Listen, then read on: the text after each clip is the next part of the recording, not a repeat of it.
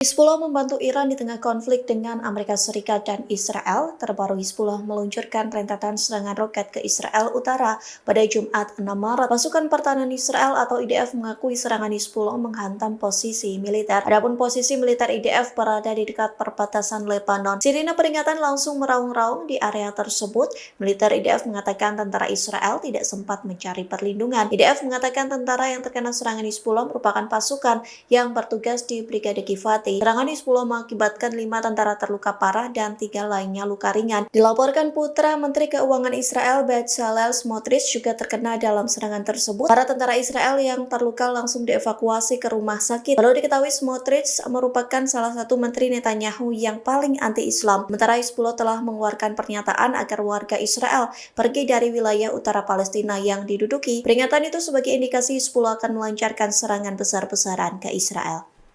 Kapal perang Iran ditenggelamkan Amerika Serikat saat berlayar di Laut Sri Lanka pada Rabu 4 Maret. Serangan ini mengakibatkan setidaknya 87 orang tewas dan ratusan korban terluka. Selesai penyerangan tersebut, Angkatan Laut Sri Lanka melakukan evakuasi. Angkatan Laut Sri Lanka berhasil mengevakuasi 87 jenazah. Tak hanya itu, Sri Lanka juga mengevakuasi lebih dari 200 awak kapal perang Iran yang dihantam torpedo Amerika Serikat. Rekaman proses evakuasi itu diunggah Fiori pada Sabtu 7 Maret. Jenazah para pelaut Iran disimpan di kamar jenazah sementara Rumah Sakit Nasional di pantai selatan Sri Lanka. Rumah sakit tersebut dijaga ketat oleh polisi dan personil Angkatan Laut Sri Lanka. Presiden Sri Lanka Anura Kumara Dissanayake buka suara terkait peristiwa itu. Dia mengatakan Angkatan Lautnya akan mengambil alih kapal kedua. Kemudian kapal tersebut dipindahkan pelabuhan Trincomalee di timur laut untuk diamankan. Hal itu dilakukan di tengah kekhawatiran bahwa kapal tersebut dapat menjadi sasaran. Ia mengatakan pemerintahannya telah mengadakan diskusi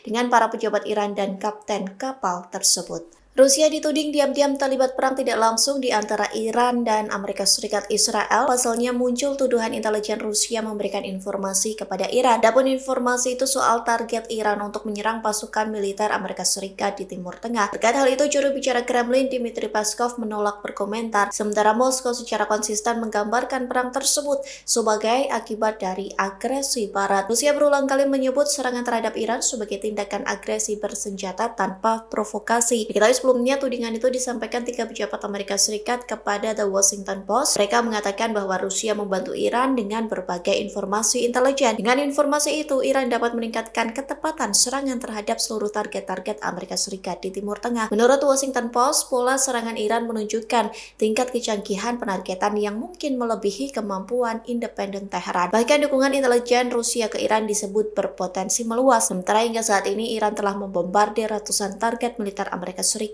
di Timur Tengah.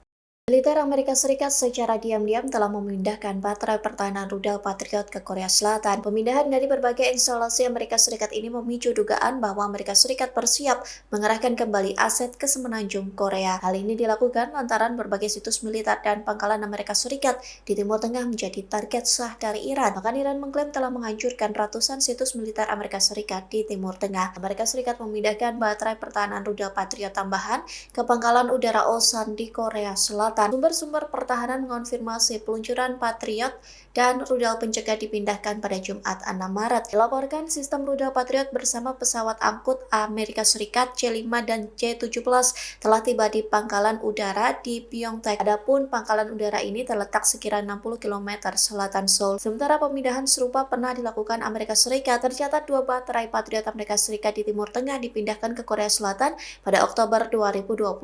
Pemindahan ini dilakukan seusai Washington melakukan operasi besar-besaran dengan menargetkan fasilitas nuklir Iran. Sistem rudal Patriot dirancang untuk mencegah rudal balistik yang datang pada ketinggian rendah hingga menengah. Amerika Serikat langsung mengerahkan jet tempur selesai pesawat tempur nuklir Rusia terdeteksi mendekat. Pasalnya dilaporkan 2 pesawat tempur nuklir Rusia atau Tupolev Tu-142 mendekati wilayah Amerika Serikat sejak Rabu 4 Maret. Insiden tersebut dilaporkan oleh Komando Pertahanan Ruang Angkasa Amerika Utara atau NORAD. Adapun NORAD merupakan komando gabungan yang bertugas menjaga keamanan wilayah udara Amerika Serikat dan Kanada. Oleh sebab itu, 12 jet tempur Amerika Serikat dan Kanada langsung mencegat 2 pesawat nuklir Rusia. Kedua negara itu langsung mengerahkan jet tempur generasi kelima F-35 dan F-22. Terlebih pesawat Tu-142 Rusia terpantau memasuki zona identifikasi pertahanan udara Alaska dan Kanada. Pesawat Tu-142 diketahui merupakan pesawat patroli maritim